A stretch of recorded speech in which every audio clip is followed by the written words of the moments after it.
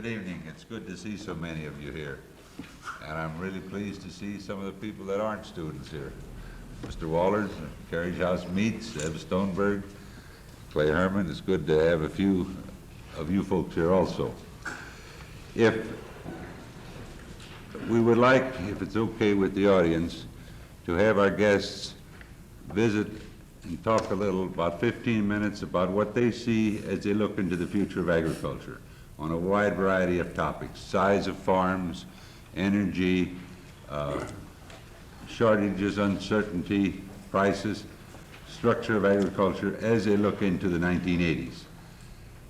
After they've made their presentations, then we'll have an opportunity to question them. And there's a small group down here in front that are just anxiously awaiting the opportunity to question them. So if that's okay, if it's agreeable with the panel members, I'll start on this end and ask Bob to start out, then go to Mike, and then go to Gib, okay? I don't think that's fair, but that's... Well, fair, that's the way it is.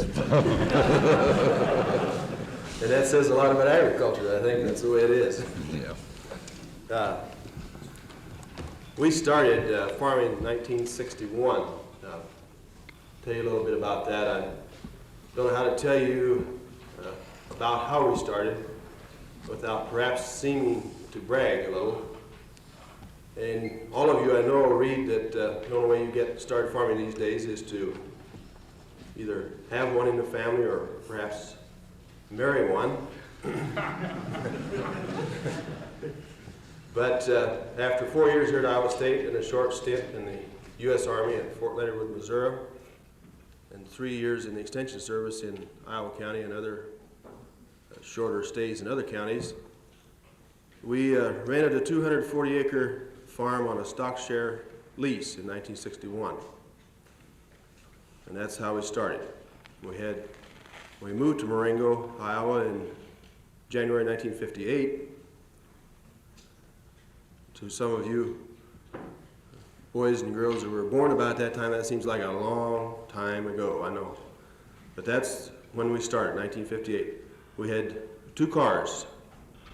And that spring I sold one of them for $180. And that's about where we started. In 1961, we moved on to this rented 240 stock share and did that for 3 years.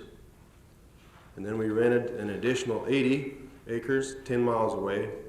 And in 1961, that was an unheard of thing, that you did not drive 10 miles to farm anything.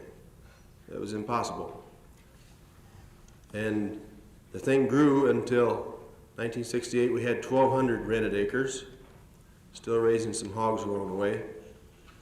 And in 1968, we bought 160 acres. That cost $500 at that time.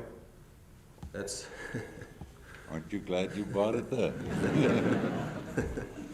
It seems like a good idea now. And then the thing has grown by leaps and bounds since then until we've remortgaged, averaged up, and all these other things that we do.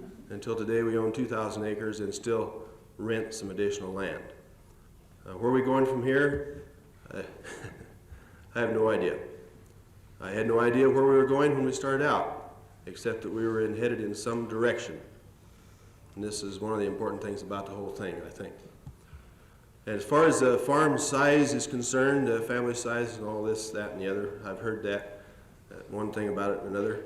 And at any point in time, someplace along the line, you could have classified us as any one of those, you see. That's why I've gone into that somewhat. 1968, we bought the first 160 acres.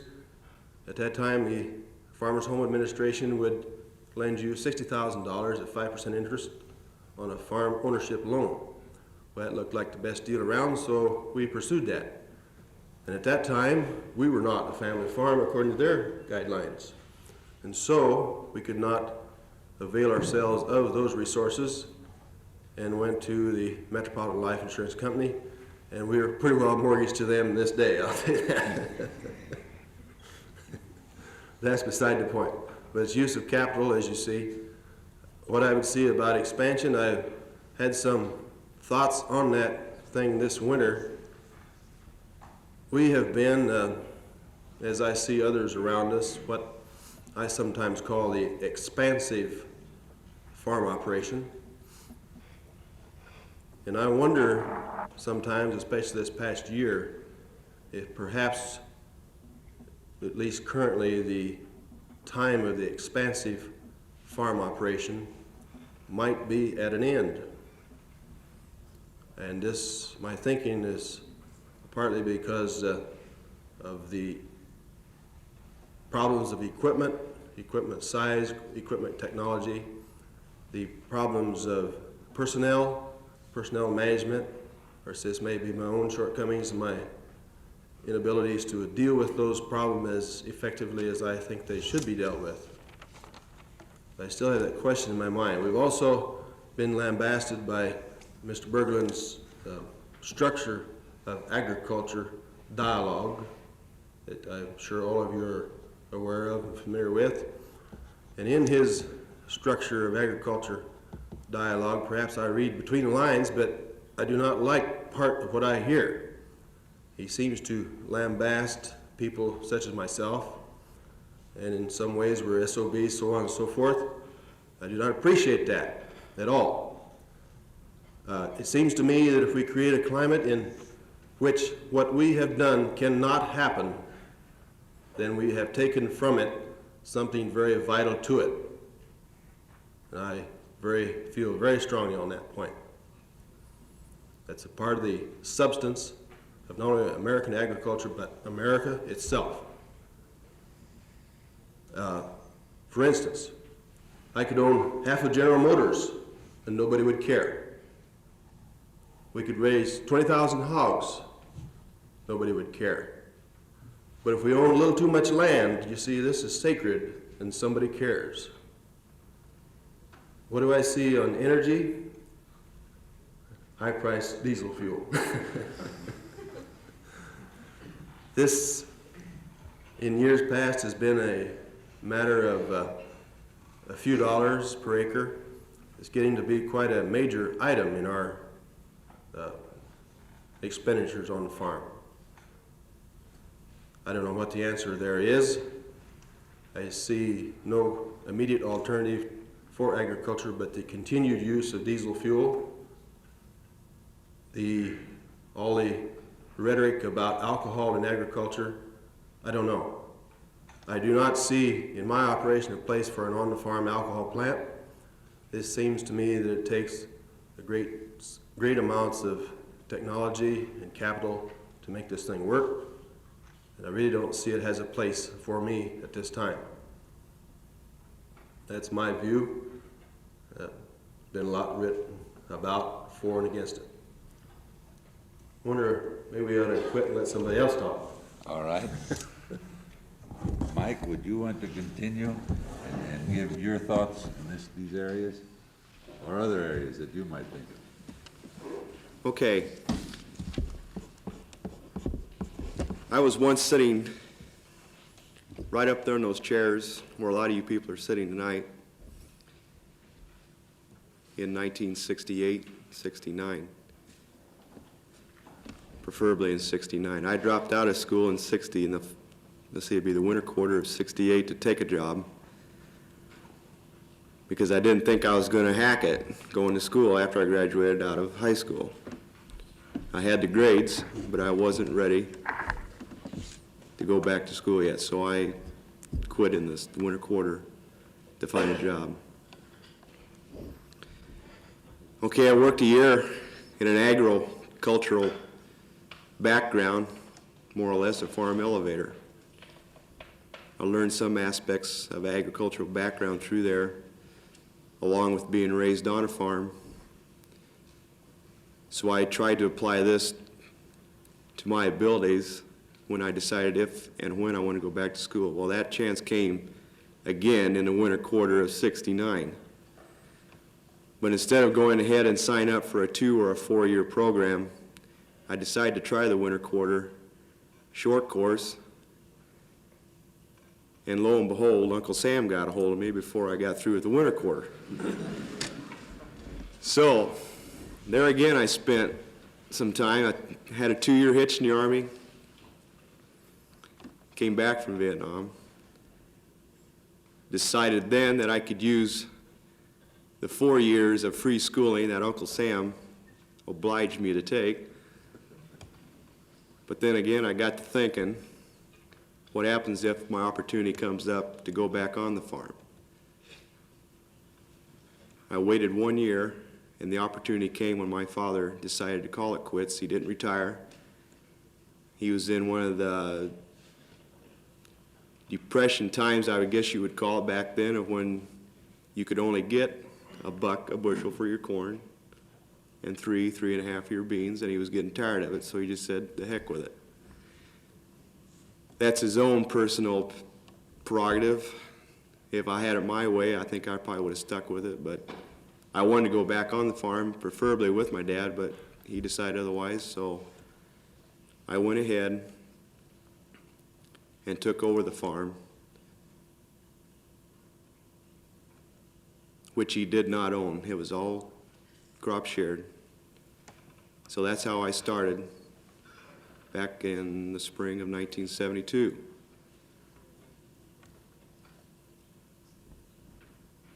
So I decided to go ahead and use Uncle Sam's schooling, so I went to night school with the veterans, VOGAG school. I used my 4 years up. Still haven't got my degree. I've got so many accredited hours, and that's all I'll probably ever get. But I'm glad I had the opportunity to take the chances that I had before I started farming, because they've helped me.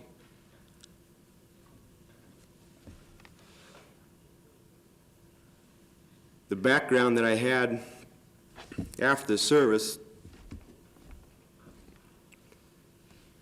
let me know, helped me to know what was going to come ahead of the future of me. My dad had 320 acres that he rented, but when he dropped out, so did some of the land, so I was left with 180 acres to try and get started on. I went ahead and bought his machinery, which was pretty well played out. Tried to go to a bank first to get the loan. They turned me down because of my inexperience. I was still young, I was only 21. So I turned to outside help. I finally had to go with Farmers Home Administration, which is a good, interest-wise right now, place to go. It was back then, it still is now. I don't think anybody can probably beat it anymore. I'm still hooked up with FHA. We've expanded through FHA. And I hope to expand probably down the future with FHA. But I'm not saying that's the total place to go. If it's the opportunity's there, go ahead and take it. So we started out with 180 acres.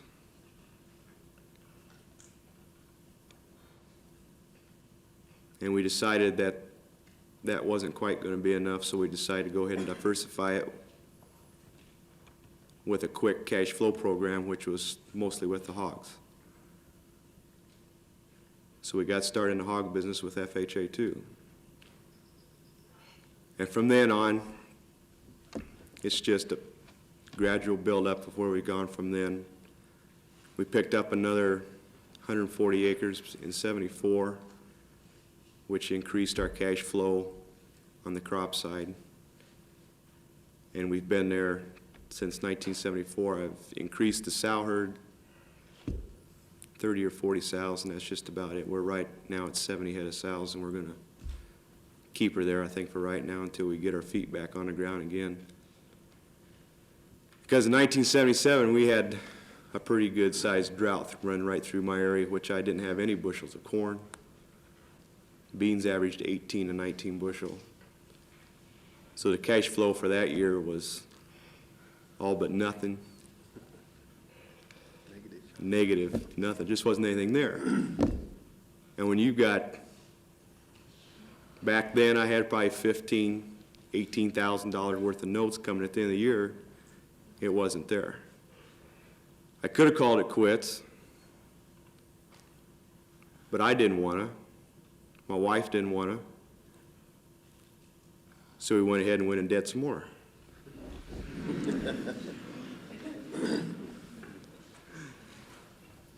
And I'm still in debt.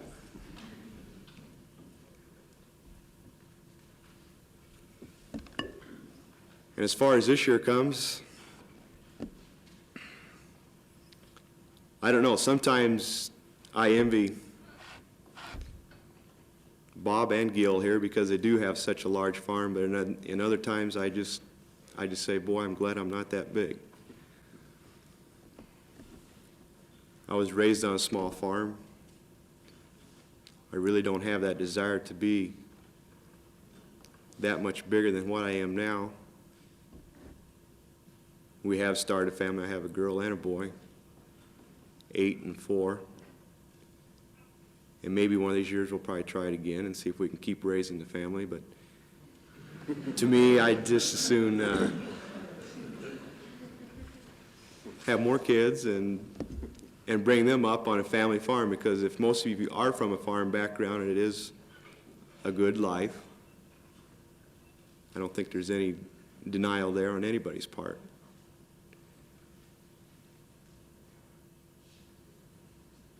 But the farm size situation has really got me worried as far as where I'm going to be 10 to 15 years down the road, where I'm talking in my mid-40s. I don't know if I can survive on a 300-acre farm and still have the opportunity to bring in my family or my kids, so to speak, if they want to turn and go to farming. There's just no alternative there to make it work on crop acres. And I sure as heck can't go out now and buy a farm at today's prices with the way that inflation has got us by the heels. And it doesn't look like it's going to get too much better before long.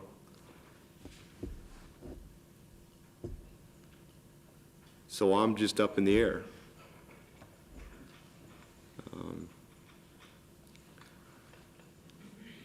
Right now, I'm under the size for the average farm. I don't know what the average size is for. Around 400 some places in there, I think it's where it's at. For the average family farm.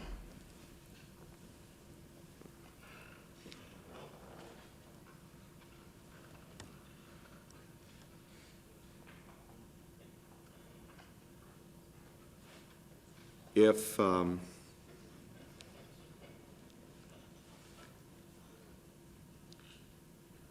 the prices on the market that we have today aren't stabilized shortly, whereas we can turn a profit, something's going to be coming drastically in the future. I don't know what's going to happen, but something's got to happen. Something's got to give someplace. An average farmer can't even go out and borrow and keep borrowing and keep borrowing and keep borrowing. Somebody's going to shut him off. He's going to be left with a flagpole in his hand. There's no place to run it out to. He's going to have to start shoving this off, shoving this off. And the foreign investors come and see this, and they say, this is my opportunity. And this is where your foreign investors are going to start grabbing a lot of these land shares if something isn't put onto it right now. I don't have that worry. Bob might have that worry, but I don't have that worry right now. Later on, we might.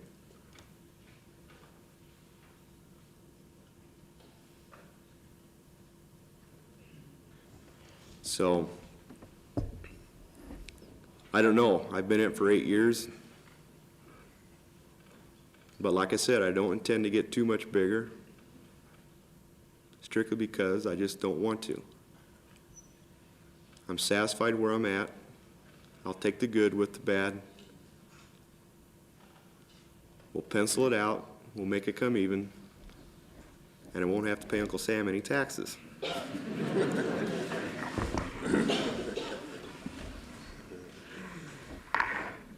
And I know, Bob, he touched on a subject about farm fuels.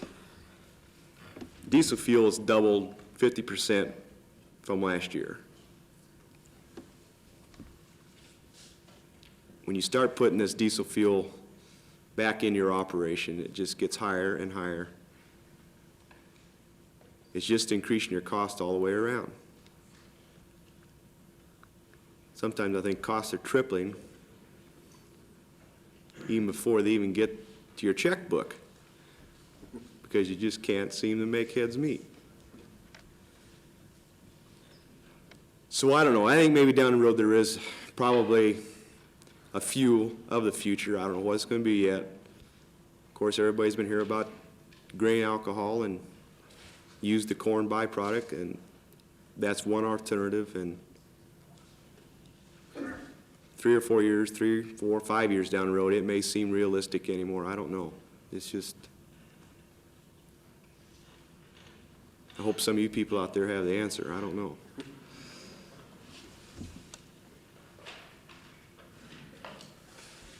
But it's nice to be here. I hope you have some questions later on. And I'm sure some of us up here will try and answer them as good as we can. Okay, Dean? Person with 2,500 acres and a rationale and a commitment and an idea as to why he wants to be there. We've heard from somebody with 320 acres. This is where I am, this is where I want to be. They're quite a bit different in their approach to agriculture. Mr. Stanek has about 1,000 acres. He's the furthest northwest of the three of them. He's got the coldest winter. So, Gib, it's all yours. I think maybe we should give Mike's wife equal time to rebuttal. You notice that I'm the oldest one on the panel. I have my glasses ready in case I can't read some of my notes. I graduated in '54 back in the old days. That's when sex was dirty and the air was clean, and now it's just the other way around. I think back at we're trying to do things in a hurry, and I can't help but think of the blacksmith that heated up his horseshoe and had it all shaped, red hot, laid it down on his anvil, and it was cooling when this Iowa farmer came in, moseying around, and he picked up his horseshoe, and it was red hot. He dropped it right away and put his hand in the pocket, and the blacksmith said, "It's kind of hot, ain't it?" The old farmer wouldn't admit it, and he says, "Nope, just don't take me long to see a horseshoe." I'll try to be fast, I'll try to be more specific, and maybe try to work around and bring together what the other two fellows have said. Instead of giving you the background of my operation, I'll try to project ahead using some of the experiences and feelings that I have in regard to what you might be able to absorb and challenge you in the future. When I was leaving college, all I ever heard about is that you'll make it in farming because you have to feed the world. And look where we are now. We're talking, I'm in my 24th year of farming, and we still have starving people in the world, and they still have embargoes, and we still have all the surpluses. So what happened to all this lucrative farming business that I was going to get into? We had it along the way, and we had to take the opportunities and make it work. The one thing they didn't tell us in our economic classes is that there is a nutritional demand in the world, and there's an economic demand. And they were always talking the good side being the nutritional demand. But somehow we learned in the real world that they didn't have the money to buy it, or there wasn't the economic trade. And so economics is very real, and I hope you folks out there recognize this and enter into the political scene and recognize this and work with it when you get out into it. I'd like to give you some of my philosophies on trends. I feel that we're, in the last 2 or 3 decades, we were in a technological era whereby we really grabbed the technology. And I felt I was proud and happy to be part of it. We didn't give a hoot about resources or costs. We just grabbed it and ran with it, and everything was uphill, and it really materialized. You really couldn't make too many wrong decisions. And now things are starting to slow up and get tight. And we've got to back off and see what it's all about. And so I feel we're coming into a new era. And I call it the structural era. we have to structure our business. We have to structure it to all the variables that the government is throwing out. We have to structure it to all the variables in financing, in marketing, and all the foreign trends that are coming at us. And we have to be wise in more just than our own field. I understand Dr. Tweeten, who was here earlier, said if we could have a stable economic situation, then we'd have a strong business, and this is true. I feel ownership will go more in the hands of someone other than the operator. There has to be money come in. It's outside money. If it isn't your money, it's going to be either dad's money or your father-in-law's money or brother's money pooling together or the outside investor, be it private, public, or some other way. And the fellow or the parties that have the money invested in the operation are going to wish to have more control and more say in that operation. And that's going to be significant. So I feel it's very important, and it will be necessary, that the commercial farm operations, I should say, which basically is controlling 70% of our output in the United States, will be a corporate structure. So you'll have three corporate structures. You'll have the public, whereby you can be trust or going on the board or this type of money. You'll have the private type of an investor, where you can have the doctor and lawyers or a few people get together, which I would still call private, or you'll have the family farm corporation. But I feel that a corporate structure is going to be very significant in the future for reasons I'll point out later. But the family structure corporation is going to be the strongest, and it will be the least costliest, because normally you have the inputs. You already have some land, and yes, you have some debts, but you can put it into the corporate structure to start retaining this capital and do things with it that, again, I will point out, and I assume that Dr. Neil Harrow pointed out when you had him as a speaker. So basically it boils down, will a family operation have the desire and the management to compete for the dollar? Let's recognize that all this land that is now here is going to continue being farmed. So who will do it? So can the family farm compete? So I feel that the family farm can meet this competition, but there's 5 points that in my mind I would say is important to determine whether or not the family farm can compete. And I feel it's important to have a long-term strategies. And this strategy would be with yourself, your family, and also with your counsel. I'm talking legal counsel, and I am talking your financial counsel, and I'm talking any other consultants that you can have. You must have a long-term strategy. We were able to slough along, and I think Bob would agree, and myself, I never had anything. We're just going to own land, and if it came up, we could afford it, okay. But I think anyone coming out into this world anymore that's going to get into business has to have a strategy. One of the biggest faults that my wife and I recognized after 15 to 20 years of marriage is that we didn't have the same goal, and it was really rough in our marriage. And I'll point this out later as far as basic social philosophies I think is important for you. Budgets. You need a budget. Man, that's all important. Budget and cash flow. You've got to follow it, you have to understand it, you have to project it. If nothing else is forcing you to say, where am I putting my bucks? Where am I going to get it to take care of? And Mike was pointing this out, and Bob and I are in debt, and we still have this same problem, and it's perpetual. The good news is it's tax deductible, and you use leverage and keep it going this way. Unfortunately, Mike was started later and didn't have the base and wasn't able to develop the base in the cheaper days, and so therefore it's really tough. And you're going to have it tough out there if Dad isn't out there helping you somewhere along the way. But you have to be flexible. Don't get out there and say, I'm just going to do this, and then stick with it and aren't flexible to change your cropping or your livestock program. The third point, I feel you have to learn to merchandise. And that means including buying your inputs. Merchandising is buying as much as selling, and of course then selling your products.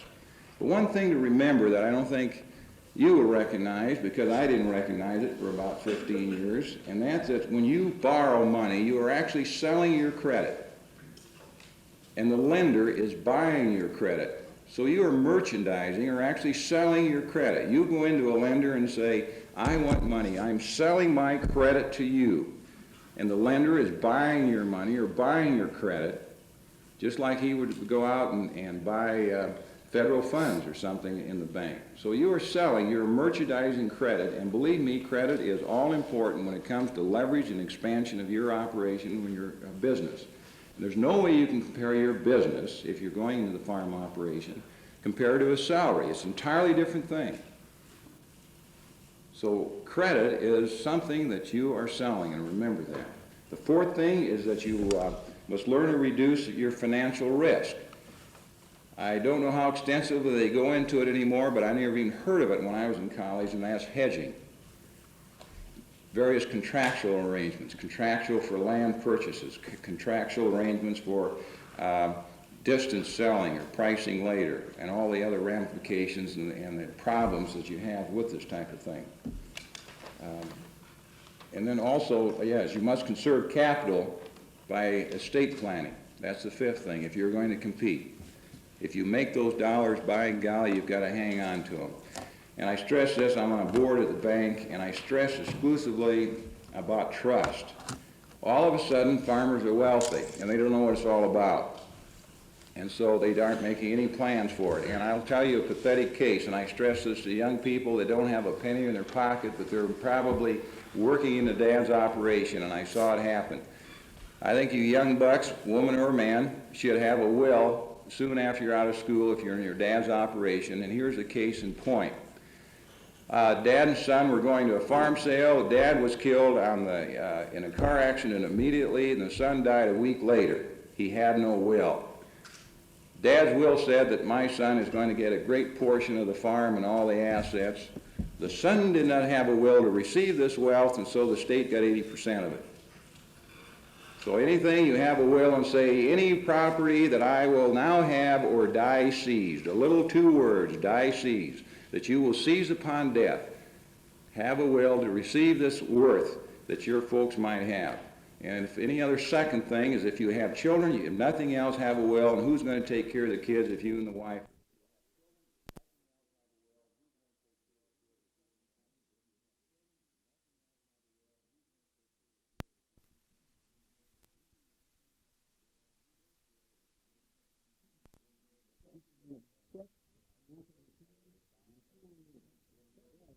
Yes, we'll have it, and they'll be buying it in here, but insignificantly, I still feel that the next door neighbor is going to be your biggest competitor, and he'll be in the strongest position to be picking up these 80s and 160s type of things.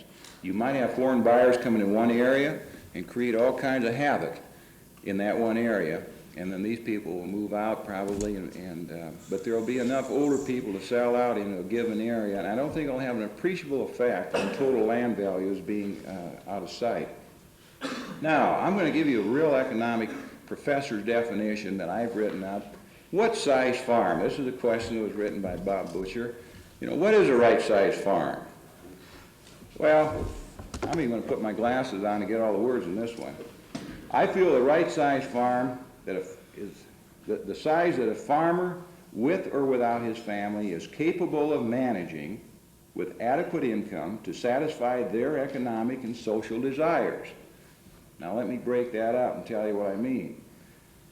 The size that a farmer, with or without his family, is capable of managing. When I say without, my situation, my wife couldn't care less about the farmer operation or anything about it. She said if I was a doctor or a lawyer, she wouldn't have to know anything about my business, so why should I expect her to know anything about my farm business? So basically, I've expanded without my family in it. Sure, the kids grew up, and my boys helped, but they have never been really a full part of it. If you are with the family, where everybody's gung-ho, and they're all out farrowing the pigs and plowing and working the fields and all that thing, great. Then you work with the family. So I'm saying with or without. Sort of another little point. How many of you guys out there have a gal that really is farm-oriented and wants to go gung-ho with you on the farm? They aren't always out there.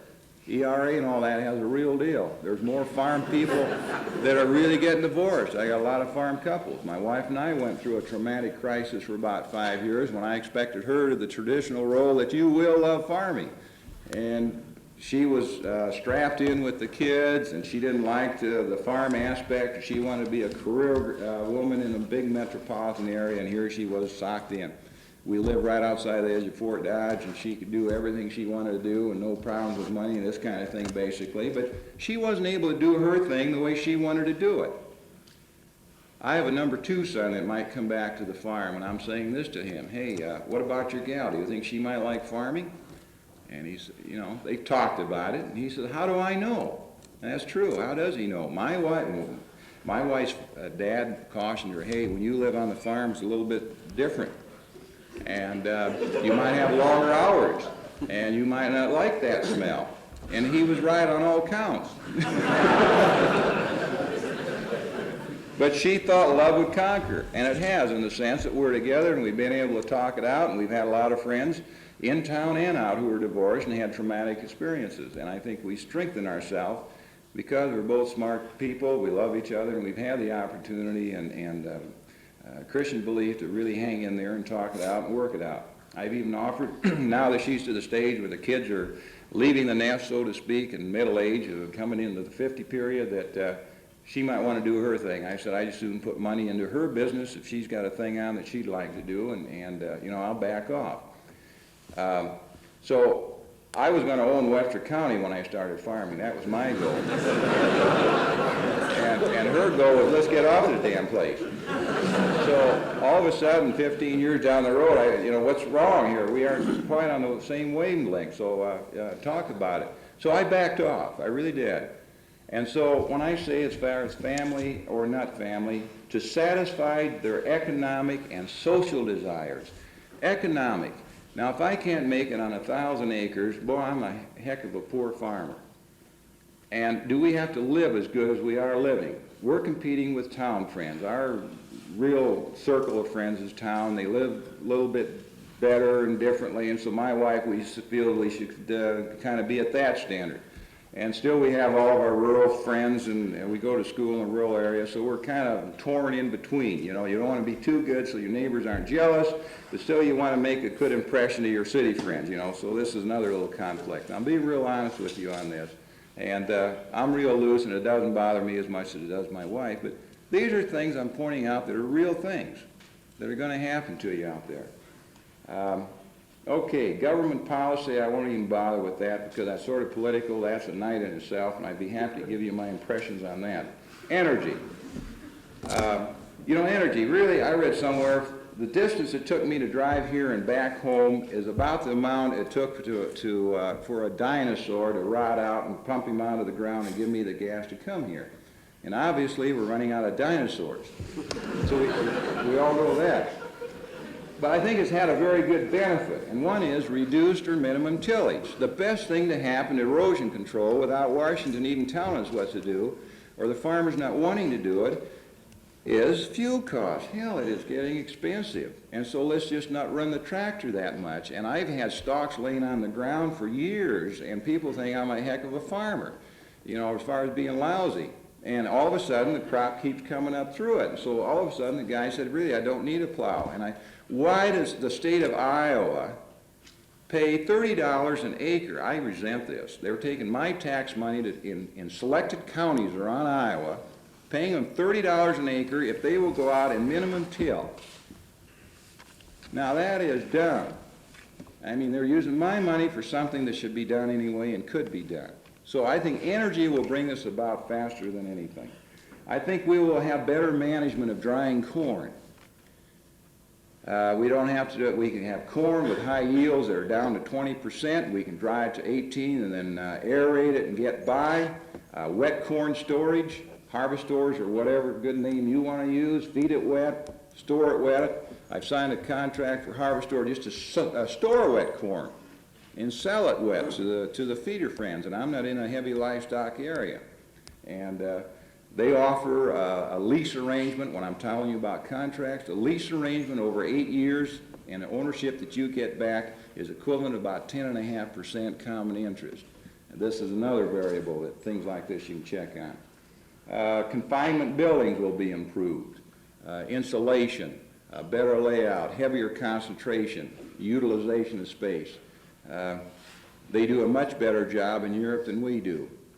In some cases, sure, they triple deck and they're all the way back down to one deck, but they have to do these things because they can't be as sloppy about it as we have, because they're limited not only in resources but also in the land.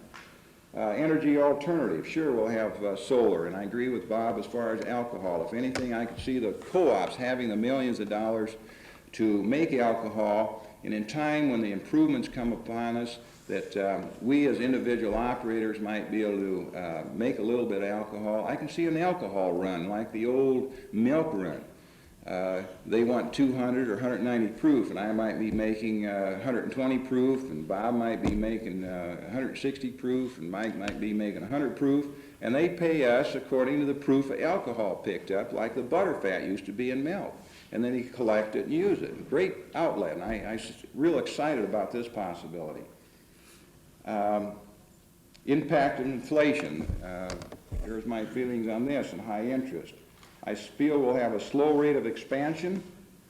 Like Bob, I think we'll still keep buying land. They're still out there. I signed a contract March 1st with a fellow in California. I made him an offer 5 years ago, and I worked on him every year. An older guy, no heirs. I made him an offer 5 years ago at $2,000 an acre and 8% interest. And when he finally said yes, last November, he said, oh, the same contract we wrote out then is okay. $2,000 an acre and 8% is what I locked in for 10 years. And they're out there. And Pro Farmers having a seminar over here tonight on land buying, and I've gone to those things, and they tell you, you go out and seek it out, and they're out there, and they are. Just get out a plat book and say, who's going to die within 10 years, and start working with that. We're going to have a heavier debt, definitely. You've got to learn how to live with debt. Your lenders will be more selective. They're going to expect more from you. Cash flow, budgets. You're going to have to explain how and why you want to expand. You're going to have to tell them how do you want to get there. Do you want to get there in a Cadillac, or are you going to get there a little bit slower in the buggy? But you've got to show them where you're going to go. Don't go in there and say, this is what I want this year. Snow them. Tell them what you want in 3 years and 5 years. And you'll so impress them that they can't argue back at all. Greater marketing management, like I said earlier. You might have to consider in your wife part-time work off the farm. You know, if you can give me a couple more minutes, I want to go on the social implications, which I think is the most important. I've touched about you and your wife, but okay, here's some other things that are coming up. How are you geared for stress? Really, you're going to be stressed. You know, it's no big deal to go out and work for anybody. 8-hour day and that, all kind of stuff. Man, this stress will get to you. The stress will hurt your marriage. You're going to be into the financial, money management thing. You're going to have conflicts with kids, with hours, and the whole bit. They even have more and more stress management seminars for farm people and farm couples. And they're getting more and more attended out here, living with stress. And this is certainly important with anyone owning a business, particularly farm couples. Will your wife accept farming? How about the daughter-in-law bit? You know, she might accept it, but maybe your folks may not accept her as a daughter-in-law in the business. You know, these are things that, let's get serious and talk about them before you get to that point and really start to wonder about it, and then the old hair on the back starts to stand up. Are your long-range goals compatible? If you want to own land and she doesn't, you got a problem, like I mentioned earlier. Do we really rent a lot of land? Does she really want to drive the tractor? If she does, great. But does she want to ride it 8 hours or 16 hours? How do you work out if she wants carpeting and you want confinement? Are you both accepting your goals as being not as aggressive as your neighbors? You know, there's a little ego thing, particularly you're out of college and your neighbor isn't in college and he's already doing better than you. You got to show him that you're better because you got 4 years invested. And your wife says, my gosh, you know, why? You know, I can tell him at the table tonight, my will says, being of sound mind, I spent it all. If you could call a zero balance sheet when you get to that last day, that's the way it should be. But we can't quite call the shots that way. And like I said, I backed off. And this is important. These are the psychological, social things that you have to work about. And I feel it's important that we need knowledgeable spokesmen like you people in agriculture. I guess your man, Dr. Tweeten, was here earlier, and he said that you need to get involved. I can't stress it enough. You don't get up in the morning at all without being involved with something political. You know, even the shorts you put on union controlled somewhere, you know, there's got to meet standards or whatever. Crossing the street, everything is political. And if you feel you can live aside from that, I pity you.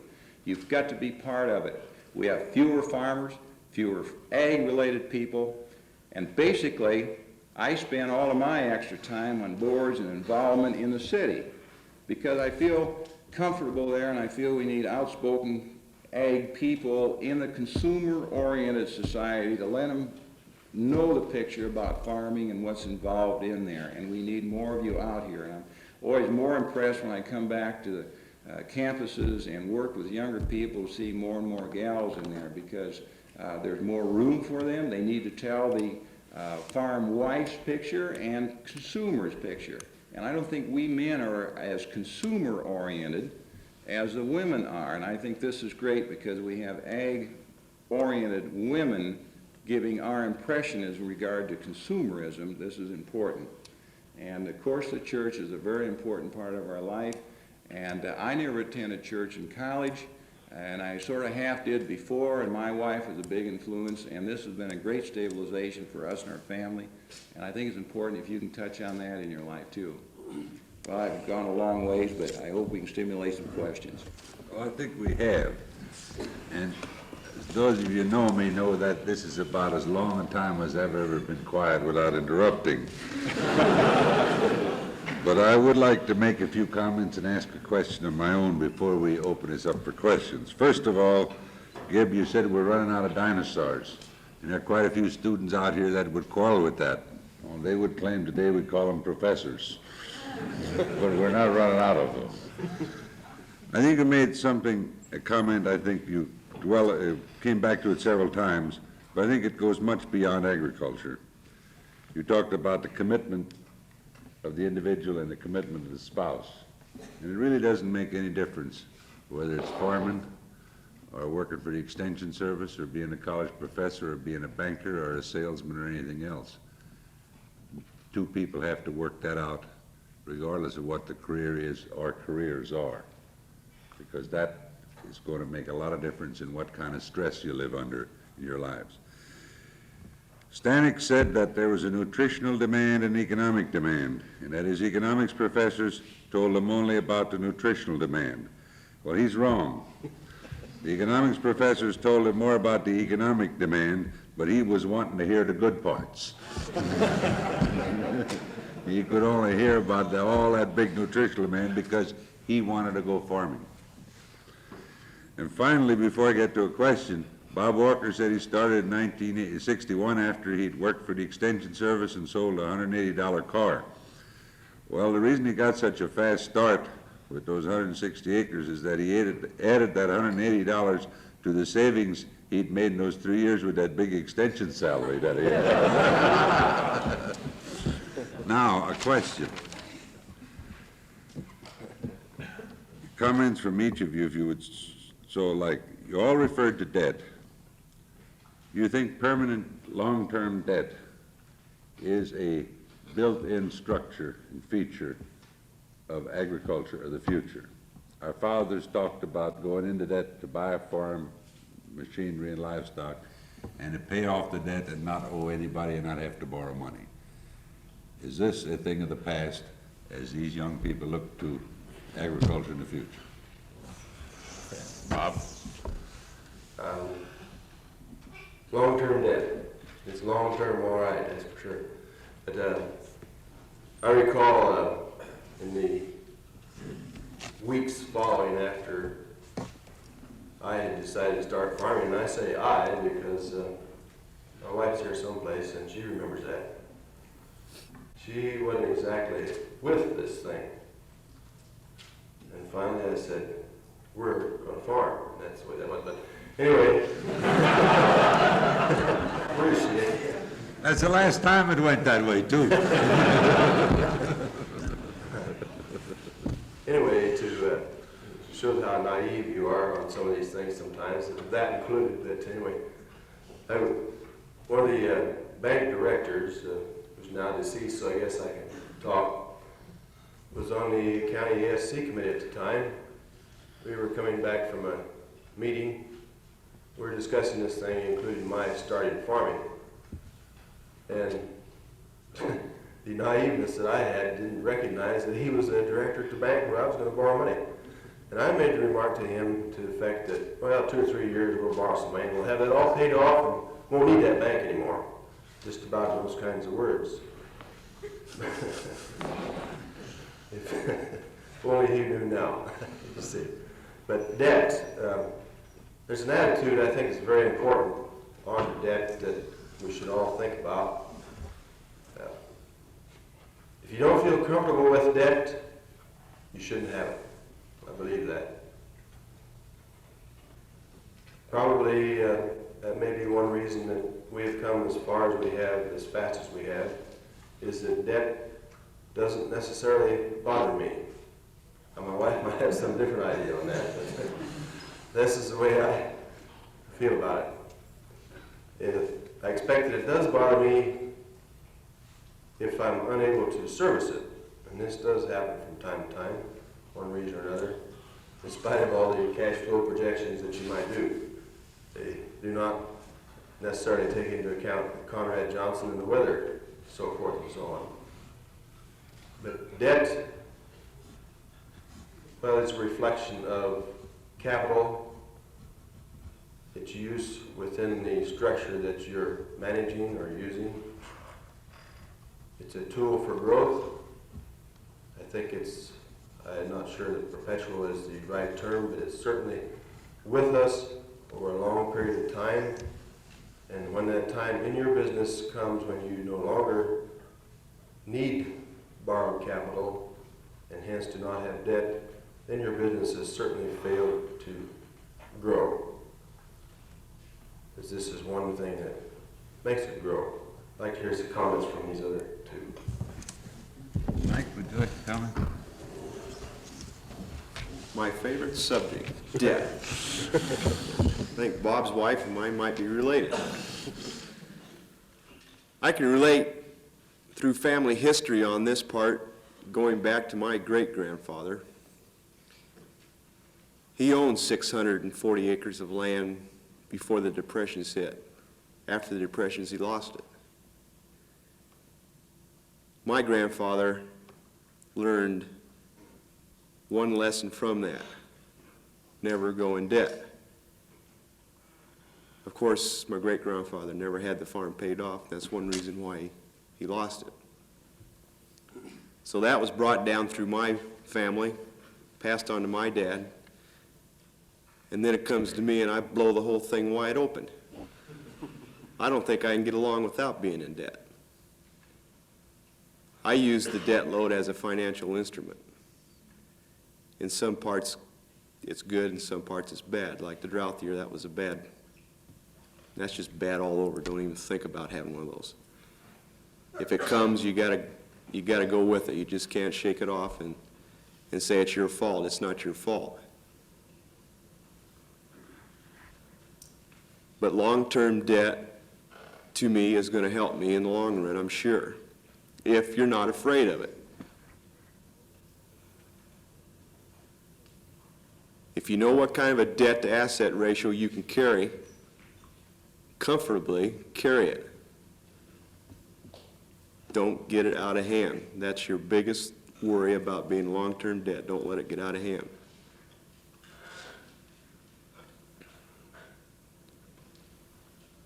So I guess that's how I relate to long-term debt. I agree 100%, and I'll try to add to it. To understand it, know where you really are standing. First of all, I guess if your lender is comfortable, then you should feel comfortable. If he starts to question it, then you probably will question it, and then you have to start proving it. So how can you be comfortable with yourself and the lender being comfortable? And I look at it being on a bank board, and we are the 7th largest lending agency in ag loans in Iowa. And so we've expanded, we've worked at it, And now the rest of the board's getting a little scared. What if land prices do back off and a lot of these farmers are heavy leveraged?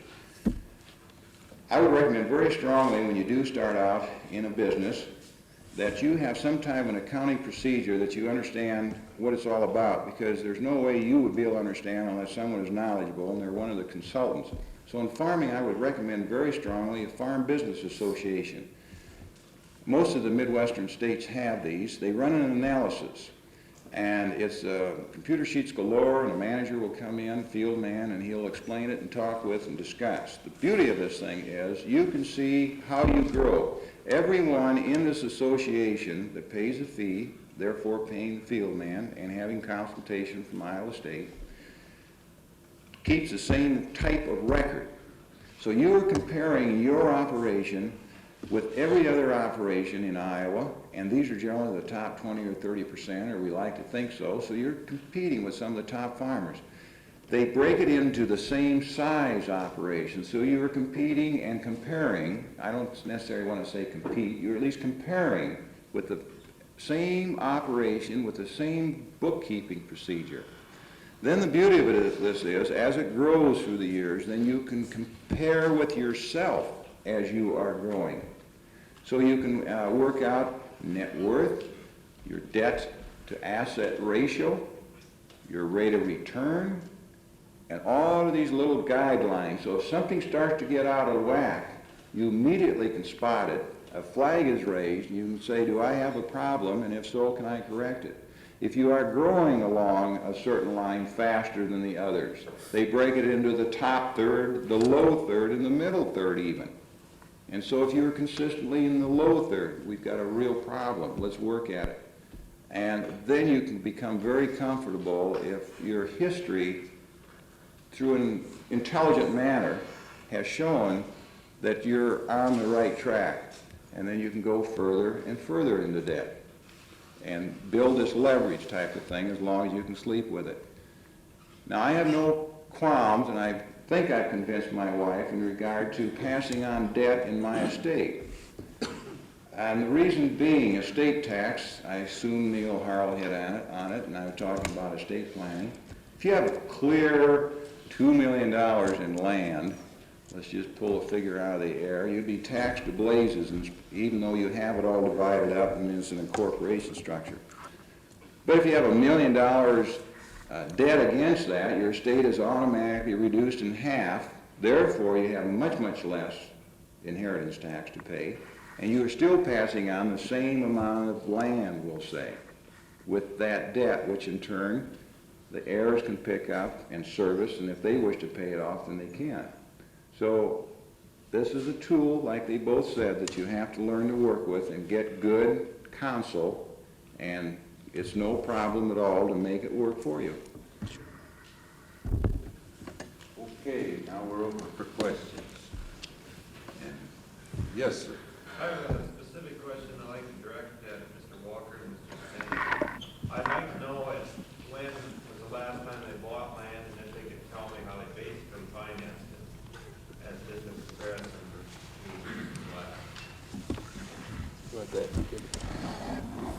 The last, I'll speak to that one. the last land we bought was 80 acres adjoining another tract we already had, making that tract now about 900 acres on one block. We bought that, we'll be raising our third crop on it this year. We gave 21 1/4 at an estate auction for it. I thought that was the first time I had bought land that was, quote, too high, unquote. Before that, I could take my not too sharp lead pencil and pencil some return out of it. That one I can't. Financing it, we have quite a large commitment to the Metropolitan Life Insurance Company. Well over $1 million, in fact. But we did re-roll the paper at that time and put this 80 acres in with the rest of it. We have one more. That's how that was done. the last one I told you about, just 2 weeks ago, signed the contract. The best way to go is contract. You can always deal with the seller. The one before that was just a year ago, or 2 years ago, and it was an 80 adjoining. Instead of going around the highway to get to 100 acres, it was 80 right next to it, and I could just have a back entrance.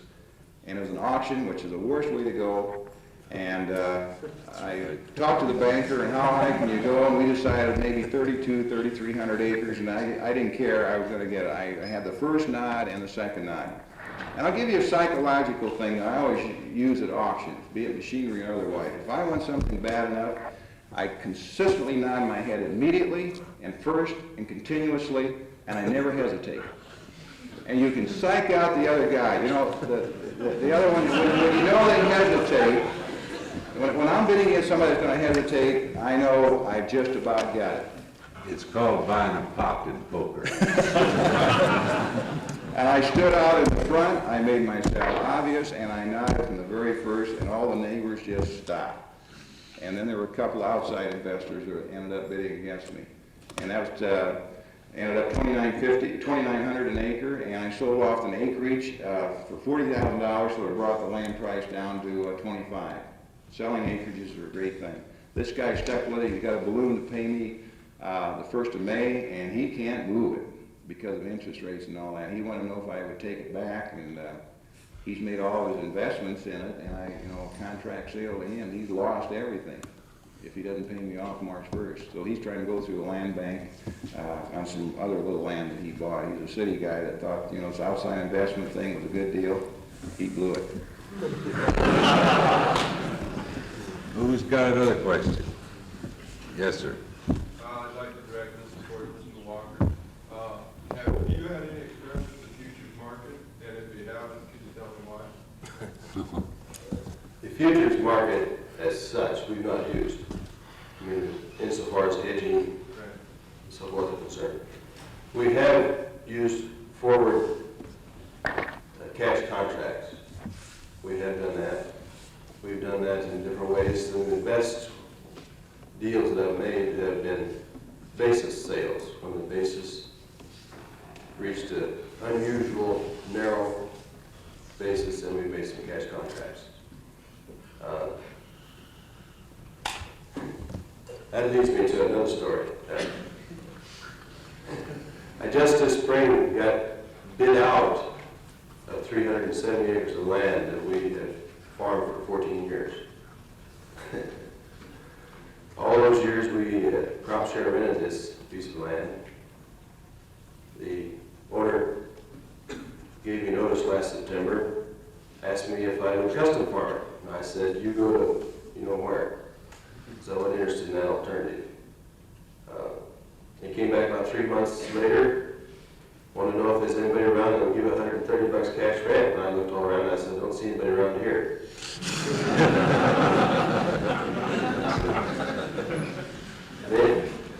Then we've been sparring around all winter still. I'm not certain as to the fate of the land, but I think it's rented and not to me.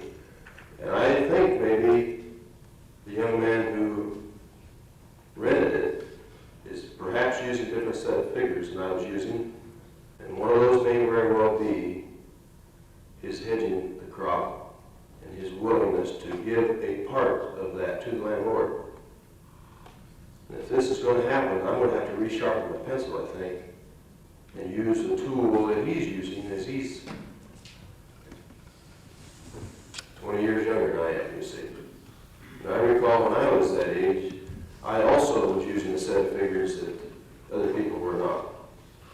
So maybe I have a thing or two to learn from him.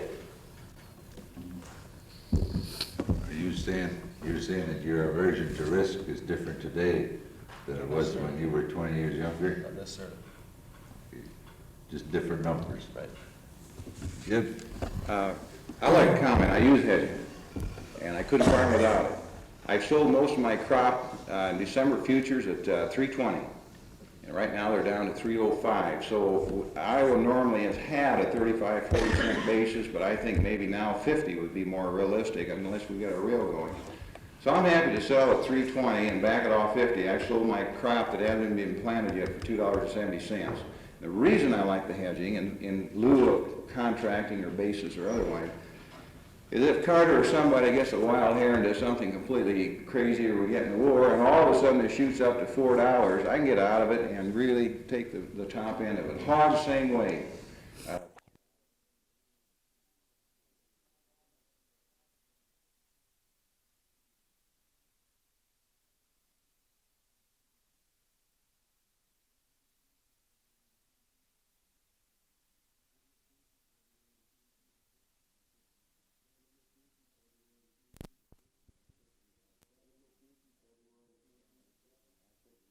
April futures, February futures, and I picked from $7, $4, and $2 difference on these hogs. And so my average is still high enough on those hogs that I still made a profit by the price. And it took a number of years.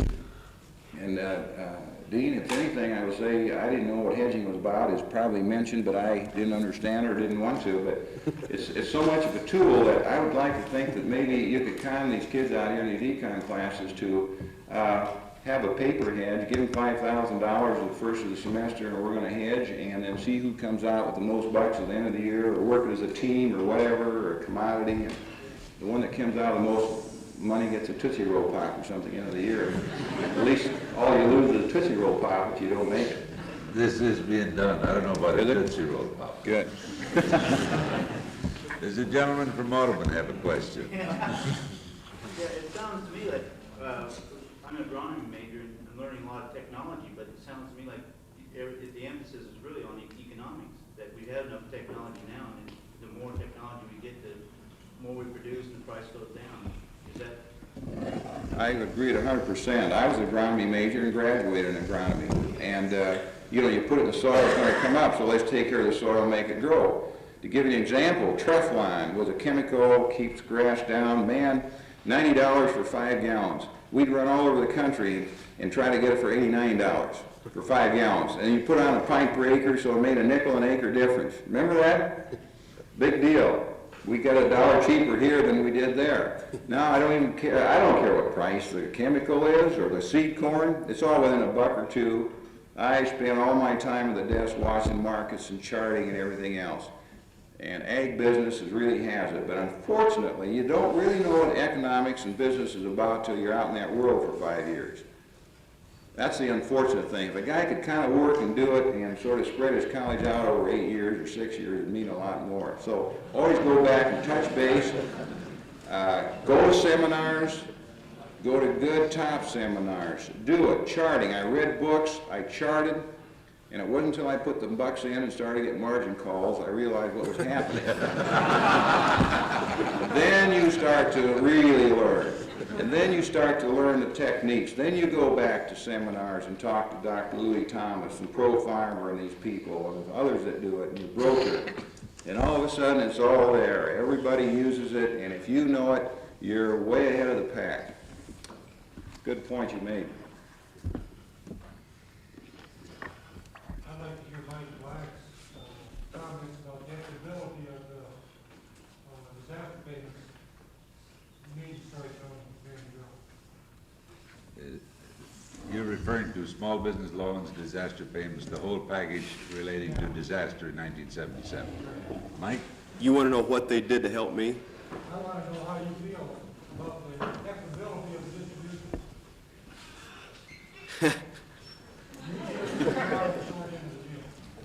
Compared to a larger farm down the road. That was a pretty sore subject all over our community when that happened.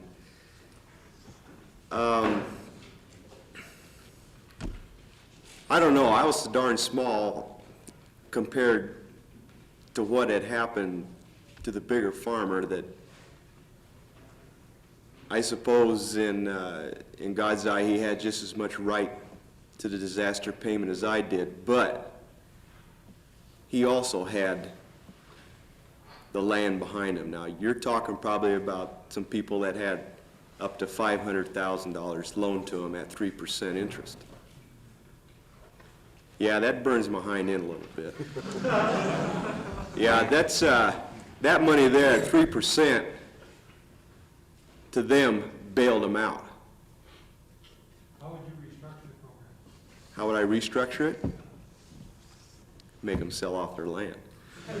No, I don't know. I don't know if anybody's got an answer to that. The loan I got was $20,000, which helped me get past that year and come up to the following year of 1978.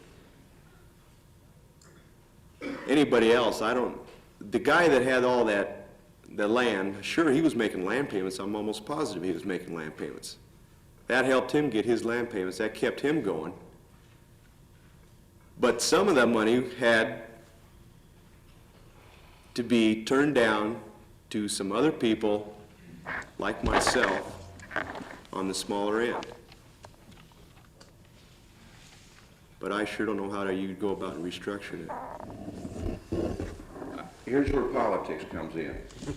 I had neighbors that were much bigger net worth than I that got the 3%. I was on the edge of it. And I didn't apply because I didn't feel I needed it, and I could hack it and kind of the old gut thing, let's go it alone. So politics. What they did, and why some of these bigger farmers got it, they showed that year because of cash flow and what their debt asset ratio, they hedged and the banker went along with them, and which is unfortunate, and I've been politicking, and I hope it will have some effect in the future. We need to take a minimum of a 3-year prior average with these farmers and average it out and show what their financial net worth ratio was. So therefore they can't come in 1 year and say, I'm broke, and they've got all this behind them. And so you've got to be on it and politic for it and try to get it changed. Because like I went in today to get an ASC loan for grain storage. And they project, what do you need for storage for 2 years? The government's partway there to say, what you got to have 2 years storage. And so why can't they say, okay, what has happened to you financially 3 years before? 1 year doesn't create a disaster. If you've had a disaster for 3 years, okay, they won't consider it. We've got time for a couple of more. Way up there in the back. Yeah, I'm directed to, A little louder. I'd like to direct this to Walker. My dad always says, don't be too big to build. Farming isn't fun anymore. I was just wondering if you think that farming was more fun when you were small and started out rather than the position you are today. You asking hard questions now. That's all related to your temperament, I think. It's a challenge to me. That's the big thing about it, is putting the thing together and making it work. I get a lot more kick out of that than I do keeping the thing going. There always has to be a new challenge for me. That's just my particular temperament. Other people are not necessarily constituted that way. That brings me to a point on the farm size that I meant to make a while ago. That's one of the great things about agriculture, one of the things that attracts me to it. You can make it however you like it. If 80 acres and a 40-acre hog house is what you want, you can do it that way, or you can go any one of, I don't know how many other ways. That's one of the great things about it. Does that give you any idea how I feel about it or look at it? Yes, sir. Getting back to just what you mentioned, the 80 acres, the 40-acre hog house, how does the bank stand behind you when the cycle is working against you?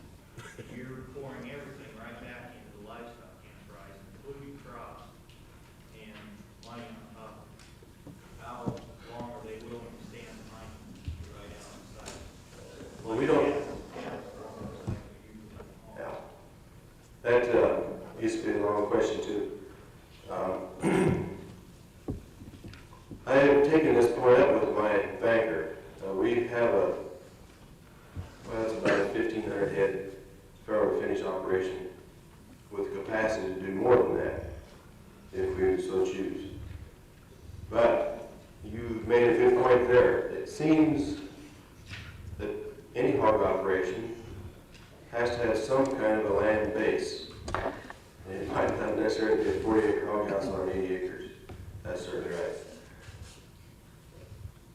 I ventured into the hog business because it's generally profitable. And I tell you my philosophy on that part of our operation. I use a number of young men, 2 to 3 besides myself most of the time. We do our farrowing, which is our peak load in the hog business, of course. We do that farrowing off-season from the crop. And in that regard, we have 94 farrowing crates. We do the farrowing from December through February, and then again June through July. And this takes our heavy workload in that during the off-season from the crop. And this helps us. It helps me pay my help and helps to give them meaningful employment during the off-season. As long as we're on the help situation, and this is something I feel strongly too, I have structured my help along these lines. I like to hire young men who have as their goal to eventually farm for themselves. I do not want them to stay very long with me, 3, 4, 5 years, something of this nature. I want them to be the kind who have initiative, risk-bearing ability, and willingness. I want them to pick up, in any case, for example, the hog operation. I want them to pick that thing up and make it go for me. Along those lines, we've had some good ones. I have a good one with me now, graduated here last June. Gary Neighborhouse, some of you may know him. He graduated in animal science. I'm presently looking for another one. So, there you have it. How about the financial? What's the banker say what's the banker gonna say to you when prices are down, you aren't bringing in money, and of course it's gonna keep costing you money to keep the operation rolling. You've got all that money invested, but nothing's coming in. You mean in my operation? No, into a smaller operation where everything's poured into, there isn't any market for the grain. Everything's going right into the livestock entirely. Well, this depends on never exactly been in that situation, except that when we first started, we did feed more corn than we raised. I've been there. That's what you're talking about. The hog enterprise, as we know, as we hope, usually makes us an average of about $200 feed return. In other words, it's doubling the value of the feed that's being put into it. And I suppose with enough volume, this should keep you afloat. But there are times like right now where it isn't happening. We sold 272 head butchers 2 weeks ago at $36.50, and 1 year to the day before we sold a large number at $52.75. That's some $33,000 difference on that one bunch of hogs. And that makes you scratch your head where it's all worthwhile. I think probably those hogs were still maybe bringing me $3 a bushel for my corn. But it might be that if you had to live on that, it would work. And presently, I'm quite sure it wouldn't exactly pay the salary of man taking care of those hogs. One more question. All right.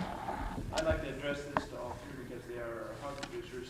And this has to do with the structure, how you see some of the large operations, especially we see coming out of South, like Tyson is targeting 1 million hogs a year. This is even beyond even some of our wildest imaginations in the Midwest.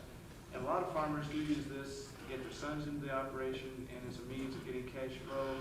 And their economies of scale may even knock out people of your size. I wonder what you see as that as indications for the structure of agriculture. I'd like all three of you to comment. Well, I decided not to fight it and join them, so I got 5 guys together and we formed the South Corporation. I wanted to get out of the farrowing business, and so I got in there, and I could just expand it at home too. I'm not concerned about that any more than I am the corporation, because again, the tightly knit group with your labor is always going to be the most productive. And I see a great future, as my records have shown for the last 20 years in Farm Business Association through Iowa State. The hog producer has always netted the greatest return per dollar invested.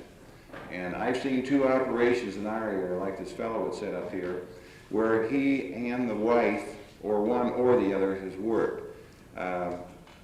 You have to have a heck of a big hog operation if you're going to be employed all day long. And and secondly, I'd like to make the point is that there is more than one banker in your community, and sell your credit. Don't stick just because Dad's been in this bank for 20 years. You go out and sell your credit, you sell yourself, and being on a board for several years, I can guarantee that we stuck with the Tigers that honestly have said we're going to make it go, and you've shown something's going to happen, you want to make it happen. Mike? Yeah, I have to agree with Gil. I don't think your big operations that are coming up are going to affect the size of my operation at all. It's whether or not you want to put in the bucks to try it.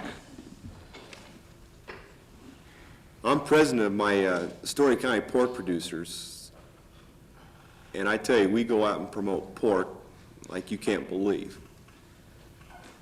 Since I've been a member, we've increased our memberships roughly 40 to 50%, and that's just been in 2 years. As long as we get the people to purchase the product that we're pushing, I don't see any reason why you can't go out and form a pig corporation, as long as you've got the management and the know-how to do it. It's not going to affect my operation at all. If anything, it'll probably help my operation in the long run. It'll put more meat products on the table, and Enhance will increase the checkoff funds to the state organizations in the country, which in turn increases your output on the promotion and the sales of pork products.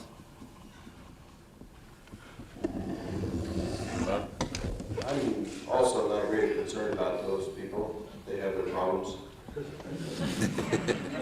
I'm sure the greatest asset they have, I guess, is their ability to get it all on slick paper like you see.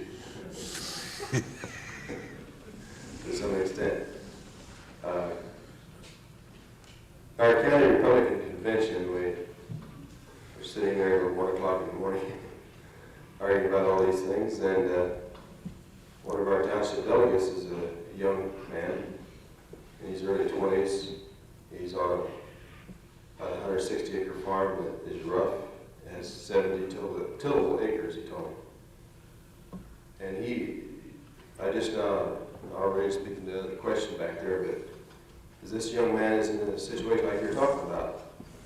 And we were talking about the thing, and it happened to occur about the time we sold this big bunch of hogs for $36.50.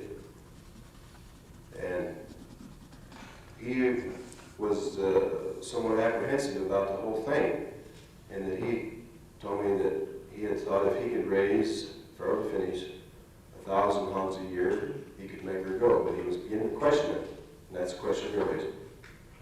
And it's partly because of his small crop base. He's buying corn, so forth. So I don't know what the answer for him is if he can't weather it through till the next time around. That I have an idea, having explored with him. See, I need the help for crop work. I have given some thought to making a deal with him whereby he can continue with his livestock enterprise and help me with my crop enterprise. This might be one answer for him as an individual. Also for me. They say the time to quit is when everybody's interested.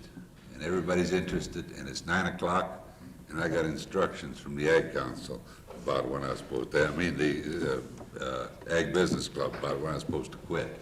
It's 9 o'clock. But I would, before we turn this off, I would like to thank our panelists for taking the time.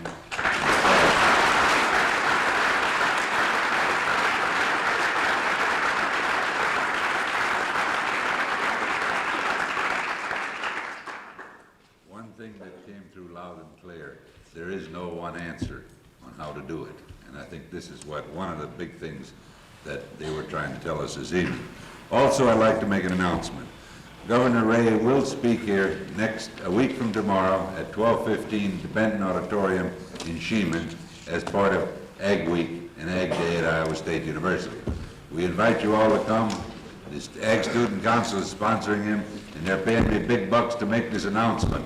So come on out, so I earn my money. Good night, all.